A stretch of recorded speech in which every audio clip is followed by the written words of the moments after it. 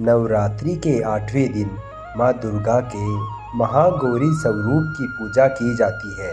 इस दिन कई भक्त कन्याएं पूजा करती है।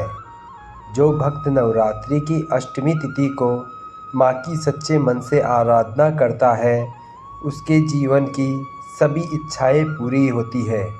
पौराणिक मान्यताओं के अनुसार असुरों के राजा दक्ष को पुत्र की प्राप्ति हुई, जिसका नाम उसने महिषासुर रखा। महिषासुर शुरू से ही अमर होने की इच्छा रखता था।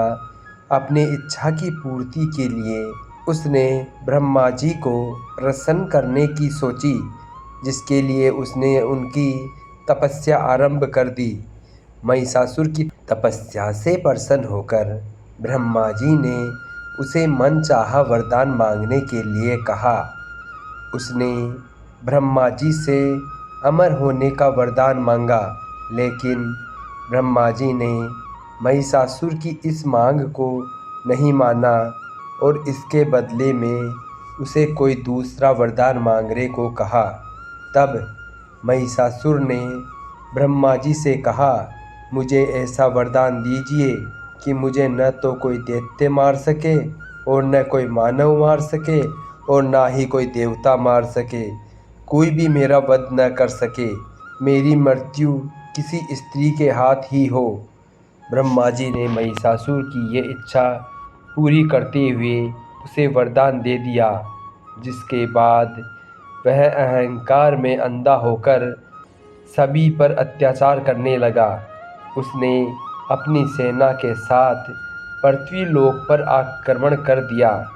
पृथ्वी पर चारों तरफ हाहाकार मच गया। कुछ समय बाद महिषासुर ने इंद्रलोक पर भी आक्रमण कर दिया और देवराज इंद्र से स्वर्ग छीन लिया। महिषासुर के अत्याचार से परेशान होकर देवी देवता त्रिदेवों के पास पहुँचे। विष्णु जी की सलाह पर देवताओं ने मिलकर देवी शक्ति को सहायता के लिए पुकारा। तब सभी देवताओं के शरीर से निकले तेज से आदि शक्ति प्रकट हुई। हिमवान ने देवी दुर्गा को सिंह दिया। इस तरह वहाँ मौजूद सभी देवताओं ने उन्हें अपना एक एक अस्त्र सौंप दिया।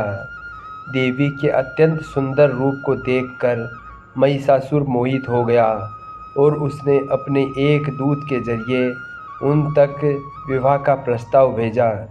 महिषासुर की इस हरकत से देवी भगवती क्रोधित हुई और उन्होंने महिषासुर को युद्ध के लिए ललकारा। इस तरह दोनों के बीच युद्ध की शुरुआत हुई और माँ दुर्गा ने महिषासुर की सेना का नाश कर दिया। युद्ध पूरे 9 दिनों तक चला और अंत में देवी भगवती ने महिषासुर का सिर काटकर उसका वध कर दिया। माना जाता है कि इसलिए इस दिन को महाअष्टमी के रूप में माना जाता है। बोलिए नवरूपों की देवी माँ दुर्गा की जय हो। बोलिए माँ गौरी की जय हो।